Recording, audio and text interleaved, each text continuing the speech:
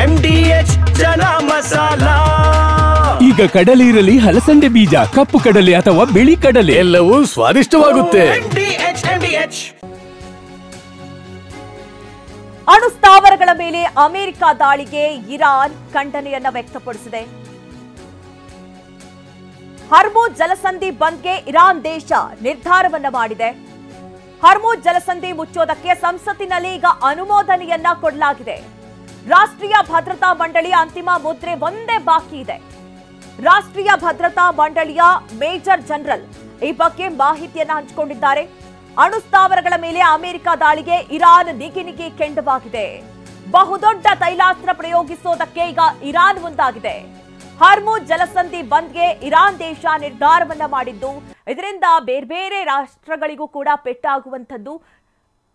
ಈಗಾಗಲೇ ಚರ್ಚೆಯಲ್ಲಿ ತಿಳಿದು ಬಂದಿರುವಂತಹ ವಿಚಾರಕ್ಕೆ ಸಂಬಂಧಪಟ್ಟಂತೆ ಈಗಾಗಲೇ ಒಂದಷ್ಟು ದೇಶಗಳಿಗೆ ಇದರಿಂದ ಬಹಳ ಪರಿಣಾಮ ಬೀರುತ್ತೆ ಅನ್ನುವಂಥದ್ದು ತಿಳಿದು ಬರ್ತಾ ಇದೆ. ಒಂದ್ ಕಡೆ ಏಷ್ಯಾ ರಾಷ್ಟ್ರಗಳಿಗೆ ಇದರಿಂದ ಬಹಳ ಹೊಡೆತ ಬೀಳುತ್ತೆ. ಹರ್ಮುಜ್ ಜಲಸಂಧಿ ಮುಚ್ಚಿದ್ರೆ ಬಹಳ ನಷ್ಟವಾಗುತ್ತೆ. ಐರೋಪ್ಯ ರಾಷ್ಟ್ರಗಳ ಬುಡಕ್ಕೆ ತೈಲ ಬಾಂಬ್ ಬೀಳುವಂತಹ ಭೀತಿ ಇದೆ. ಭಾರತ 40% ತೈಲ ಈ ಮಾರ್ಗದಿಂದಲೇ ಸಪ್ಲೈ ಆಗುತ್ತೆ. ಚೀನಾ ಕೂಡ ಹೆಚ್ಚು ಕಚ್ಚಾ ತೈಲ ಆಮದು ಮಾಡಿಕೊಳ್ಳುತ್ತೆ. ಮಧ್ಯಪ್ರಾಚ್ಯ ರಾಷ್ಟ್ರಗಳಾಗಿರುವಂತಹ ಇರಾಕ್, ಸೌದಿ ಅರೇಬಿಯಾ, UAE ಮತ್ತು ಕುವೈತ್ನಿಂದ ಕಚ್ಚಾ ತೈಲ ಸರಬರಾಜಾಗುತ್ತೆ. ಭಾರತ ದಿನಕ್ಕೆ ಸುಮಾರು 2 ಮಿಲಿಯನ್ ಬ್ಯಾರೆಲ್ ಆಮದನ್ನ ಮಾಡಿಕೊಳ್ಳುತ್ತೆ. ಕಚ್ಚಾ ತೈಲವನ್ನ ಈ ಮಾರ್ಗದ ಮೂಲಕವಾಗಿ ಕಳುಹಿಸಲಾಗುತ್ತೆ. ಹರ್ಮುಜ್ ಜಲಸಂಧಿ ಮುಚ್ಚಿದ್ರೆ ಜಗತ್ತಿನಲ್ಲಿ ದೊಡ್ಡ ಮಟ್ಟದ ಕೋಲಾಹಲವೇ ಸೃಷ್ಟಿಯಾಗುತ್ತೆ. ಐರೋಪ್ಯ ರಾಷ್ಟ್ರಗಳ ಬುಡಕ್ಕೆ ತೈಲ ಬಾಂಬ್ ಬೀಳುವಂತಹ ಭೀತಿ ಎದುರಾಗಿದೆ. ಅದರಲ್ಲೂ ಭಾರತ 40% ತೈಲವನ್ನ ಆಮದು ಮಾಡಿಕೊಳ್ಳುತ್ತೆ. ಹೀಗಾಗಿ ಸಾಕಷ್ಟು ಹೊಡೆತ ಬೀಳುವಂತಹ ಸಾಧ್ಯತೆಗಳಿದೆ. ಹೀಗಾಗಿ ನಿರ್ಧಾರವನ್ನ ಮಾಡಬಾರದು ಅನ್ನುವಂತಹ ಕುರಿತಂತೆ ಈಗಾಗಲೇ ಅಮೆರಿಕ ಕೂಡ ಎಚ್ಚರಿಕೆಯನ್ನ ಕೊಟ್ಟಿರುವಂತದ್ದು. ಅಣು ಸ್ಥಾವರಗಳ ಮೇಲೆ ಏನು ಅಮೆರಿಕ ದಾಳಿಯನ್ನ ನಡೆಸಿದೆ. ಹೀಗಾಗಿ ಇರಾನ್ ಈಗ ಹರ್ಮುಜ್ ಜಲಸಂಧಿಯನ್ನ ಮುಚ್ಚುವಂತಹ ನಿರ್ಧಾರವನ್ನ ಮಾಡಲಾಗಿದೆ. ಈಗಾಗಲೇ ಈ ಬಗ್ಗೆ ಸಂಸತ್ನಲ್ಲಿ ಚರ್ಚೆ ಕೂಡ ಆಗಿರುವಂತದ್ದು, ಮತ ಚಲಾವಣೆ ಕೂಡ ಆಗಿರುವಂತದ್ದು. ಹೀಗಾಗಿ ಈಗ ಅಂತಿಮ ಮುದ್ರೆ ಒಂದು ಬೀಳೋದು ಮಾತ್ರ ಬಾಕಿ ಇದೆ. ಒಂದ್ ವೇಳೆ ಅಂತಿಮವಾಗಿ ಇದನ್ನ ಮುಚ್ಚಬೇಕು ಅಂತ ಹೇಳಿ ನಿರ್ಧಾರವನ್ನ ಮಾಡಿದ್ದೇ ಆದಲ್ಲಿ ಸಾಕಷ್ಟು ರಾಷ್ಟ್ರಗಳು ಇದರ ಎಫೆಕ್ಟ್ ಅನ್ನ ಅನುಭವಿಸಬೇಕಾಗುತ್ತೆ. ಭಾರತದಲ್ಲಿ ಪೆಟ್ರೋಲ್, ಡೀಸೆಲ್ ಬೆಲೆ ಏರಿಕೆ ಆಗುತ್ತಾ? ಕಚ್ಚಾ ತೈಲ ಪೂರೈಕೆಯಲ್ಲಿ ವ್ಯತ್ಯಯವಾದ್ರೆ ಏನಾಗುತ್ತೆ? ಹಡಗುಗಳು ಅರ್ಧದಷ್ಟು ಭಾಗವನ್ನ ಸುತ್ತಕೊಂಡು ಬರಬೇಕಾಗುತ್ತೆ. ಹಡಗುಗಳು ಅರ್ಧದಷ್ಟು ಸಮುದ್ರ ಮಾರ್ಗ ಸುತ್ತಿ ಬರಬೇಕಾಗುತ್ತೆ. ಹಡಗುಗಳು ಸಂಚಾರ ಸಮಯ, ಸಾಗಾಣಿಕೆ ವೆಚ್ಚವೂ ಕೂಡ ಹೆಚ್ಚಳವಾಗುತ್ತೆ. ಈ ಎಲ್ಲಾ ಕಾರಣಗಳಿಂದಾಗಿ ತೈಲ ಬೆಲೆ ಏರಿಕೆ ಆಗುವಂತಹ ಸಾಧ್ಯತೆಗಳಿದೆ. ನೋಡಿ, ಭಾರತದಲ್ಲಿ ಪೆಟ್ರೋಲ್, ಡೀಸೆಲ್ ಮತ್ತು CNG ಬೆಲೆ ಏರಿಕೆ ಆಗುವಂತಹ ಸಾಧ್ಯತೆಗಳು. ಇದರಿಂದ ದೊಡ್ಡ ಮಟ್ಟದ ಆಘಾತವನ್ನ ಎದುರಿಸಬೇಕಾಗತ್ತೆ ಹಲವು ರಾಷ್ಟ್ರಗಳು, ಅದರಲ್ಲಿ ಭಾರತ ಕೂಡ ಒಂದಾಗತ್ತೆ.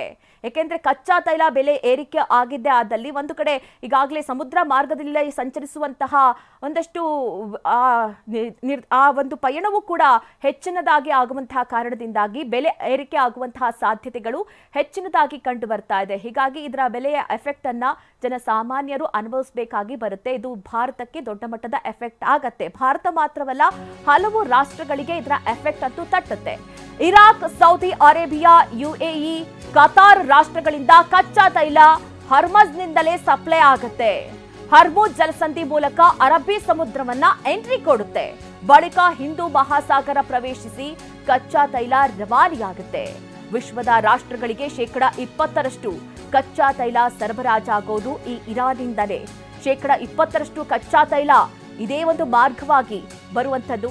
ಹೀಗಾಗಿ ಇದೇನಾದ್ರೂ ಬಂದಾದ್ರೆ ವ್ಯತ್ಯಯವಾಗುವುದು ನಿಶ್ಚಿತ ಅನ್ನುವಂಥದ್ದು. ಹೀಗಾಗಿ ಇದು ಬಂದ್ ಆಗಬಾರ್ದು, ಈ ನಿರ್ಧಾರವನ್ನ ಇರಾನ್ ಮಾಡಬಾರ್ದು ಅನ್ನುವಂಥ ನಿಟ್ಟಿನಲ್ಲಿ ಬಹಳ ಪ್ರಯತ್ನಗಳಂತೂ ನಡೀತಾ ಇದೆ.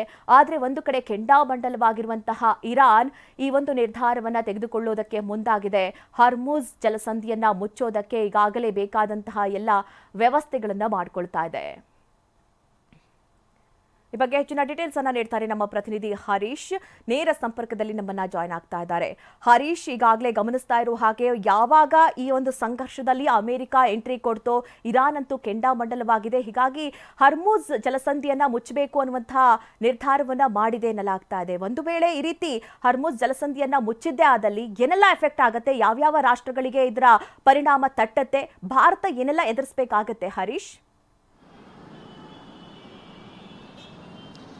ಮಧು ನಾಗರಾಜ್, ಇಸ್ರೇಲ್ ಹಾಗೂ ಇರಾನ್ ಯುದ್ಧದ ನಡುವೆ ಈಗ ಅಮೆರಿಕ ಕೂಡ ಎಂಟ್ರಿ ಆಗಿದೆ. ಅಮೆರಿಕ ಇರಾನ್ನಲ್ಲಿರ್ತಕ್ಕಂತಹ 3 ಅಣು ಸ್ಥಾವರಗಳ ಮೇಲೆ ಬಾಂಬನ್ನ ಹಾಕಿದೆ ಮತ್ತೆ ಅವುಗಳನ್ನು ಧ್ವಂಸ ಮಾಡುವಂತಹ ಕೆಲಸವನ್ನ ಮಾಡಿರುವಂತಹದ್ದು. ಈಗ ಅಮೆರಿಕ ಮಧ್ಯಪ್ರವೇಶ ಮಾಡಿರುವುದಕ್ಕೆ ಇರಾನ್ ಕೂಡ ಈಗ ಕೆಂಡಾಮಂಡಲ ಆಗಿದೆ. ಅಮೆರಿಕ ಮಧ್ಯಪ್ರವೇಶ ಮಾಡುವಂತ ಅಗತ್ಯ ಏನಿತ್ತು ಮತ್ತೆ ನಮ್ಮ ಅಣು ಸ್ಥಾವರಗಳ ಮೇಲೆ ಈ ತರದ ಒಂದು ದಾಳಿಯನ್ನ ಮಾಡುವಂತ ಅಗತ್ಯತೆ ಅಮೆರಿಕಕ್ಕೆ ಏನಿತ್ತು ಅನ್ನುವಂಥದ್ದನ್ನು ಕೂಡ ಈಗ ಇರಾನ್ ಪ್ರಶ್ನೆ ಮಾಡ್ತಾ ಇದೆ. ಈಗ ಇಸ್ರೇಲ್ ಹಾಗೂ ಅಮೆರಿಕದ ವಿರುದ್ಧ ಹೇಗಾದ್ರೂ ಮಾಡಿ ಪ್ರತಿಕಾರವನ್ನು ತೀರಿಸಿಕೊಳ್ಳಲೇಬೇಕು ಅನ್ನುವಂತಹ ನಿಟ್ಟಿನಲ್ಲಿ ಇರಾನ್ ನಾನಾ ಮಾರ್ಗಗಳನ್ನು ಹುಡುಕ್ತಾ ಇದೆ. ಅದರಲ್ಲಿ ಒಂದು ಮಾರ್ಗ ಹರ್ಮುಜ್ ಜಲಸಂಧಿಯನ್ನ ಮುಚ್ಚುವಂಥದ್ದು. ಈ ಹರ್ಮುಜ್ ಜಲಸಂಧಿ ಬಹಳಷ್ಟು ಮುಖ್ಯ ಆಗುತ್ತೆ. ವಿಶ್ವದ ಆರ್ಥಿಕತೆಯನ್ನು ನಿರ್ಧರಿಸುವಂತಹದ್ದೇ ಈ ಒಂದು ಹರ್ಮುಜ್ ಜಲಸಂಧಿ. ಇಡೀ ವಿಶ್ವದ 20% ತೈಲ ಈ ಒಂದು ಜಲಸಂಧಿಯ ಮೂಲಕವೇ ಹೋಗುತ್ತೆ. ಅದರಲ್ಲೂ ಮುಖ್ಯವಾಗಿ ದಕ್ಷಿಣ ಏಷ್ಯಾ ರಾಷ್ಟ್ರಗಳಾದಂಥ ಭಾರತ ಆಗಿರ್ಬೋದು, ಚೀನಾ ಆಗಿರ್ಬೋದು, ಇನ್ನಿತರ ದೇಶಗಳಿಗೆ ಈ ಒಂದು ಹರ್ಮುಜ್ ಜಲಸಂಧಿಯ ಮೂಲಕವೇ ಕಚ್ಚಾ ತೈಲ ರವಾನೆ ಆಗುವಂತಹದ್ದು. 2 ಮಿಲಿಯನ್ ಬ್ಯಾರಲ್ ಅಷ್ಟು ಕಚ್ಚಾ ತೈಲ ಭಾರತಕ್ಕೆ ರವಾನೆ ಆಗುತ್ತೆ. ಅದ್ರ ಜೊತೆಗೆ ವಿಶ್ವದ 20% ಕಚ್ಚಾ ತೈಲ ಈ ಒಂದು ಜಲಸಂಧಿಯ ಮೂಲಕವೇ ಹೋಗುತ್ತೆ.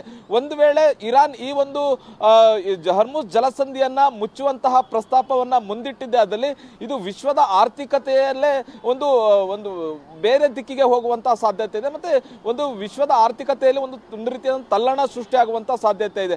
ಈಗಾಗಲೇ ಇರಾನ್ ಈ ತರದೊಂದು ಘೋಷಣೆಯನ್ನ ಮಾಡಿದೆ. ಇರಾನ್ನ ಸಂಸತ್ನಲ್ಲಿ ಹರ್ಮುಜ್ ಜಲಸಂಧಿಯನ್ನ ಮುಚ್ಚಬೇಕು ಅನ್ನುವಂತಹ ನಿಟ್ಟಿನಲ್ಲಿ ಒಕ್ಕೊರಲ ತೀರ್ಮಾನ ಆಗಿದೆ. ಈಗ ಇರಾನ್ ರಾಷ್ಟ್ರೀಯ ಭದ್ರತಾ ಮಂಡಳಿ ಸಭೆಯಲ್ಲಿ ಅಂತಿಮ ನಿರ್ಧಾರ ಆಗಬೇಕಾಗಿದೆ. ಜೊತೆಗೆ ಇರಾನ್ನ ಪರಮೋಚ್ಚ ನಾಯಕ ಆಗಿರ್ತಕ್ಕಂತಹ ಖಮೇನಿ ಇದಕ್ಕೆ ಅಂತಿಮ ಮುದ್ರೆಯನ್ನು ಕೂಡ ಒತ್ತಬೇಕಾಗಿದೆ. ಒಂದು ವೇಳೆ ಖಮೇನಿ ಈ ರೀತಿಯಾದಂಥ ನಿರ್ಧಾರವನ್ನು ತೆಗೆದುಕೊಂಡಿದ್ದೇ ಆದಲ್ಲಿ ಇದು ವಿಶ್ವದ ಅನೇಕ ರಾಷ್ಟ್ರಗಳು ಇದರಿಂದ ಸಫರ್ ಪಡುವಂತಾಗುತ್ತೆ. ಅದರಲ್ಲೂ ಭಾರತ ಕೂಡ ಸೇರ್ಕೊಳ್ಳುತ್ತೆ. ಮುಖ್ಯವಾಗಿ 2 ಮಿಲಿಯನ್ ಬ್ಯಾರಲ್ನಷ್ಟು ಭಾರತ ಆಮದನ್ನ ಏನು ಕಚ್ಚಾ ತೈಲವನ್ನು ಮಾಡಿಕೊಳ್ಳುತ್ತೆ. ಇದರಿಂದ ಸಾಕಷ್ಟು ಭಾರತಕ್ಕೂ ಕೂಡ ನಷ್ಟ ಆಗುತ್ತೆ. ಭಾರತದಲ್ಲಿ ಬಹು ಮುಖ್ಯವಾಗಿ ಕಚ್ಚಾ ತೈಲದ ಬೆಲೆ ಏರಿಕೆ ಆಗುವಂತಹ ಸಾಧ್ಯತೆ ಇದೆ. ಒಂದು ಬ್ಯಾರೆಲ್ಗೆ $100 ರಿಂದ $150 ಏರಿಕೆ ಆಗುವಂತಹ ಸಾಧ್ಯತೆ ಇದೆ.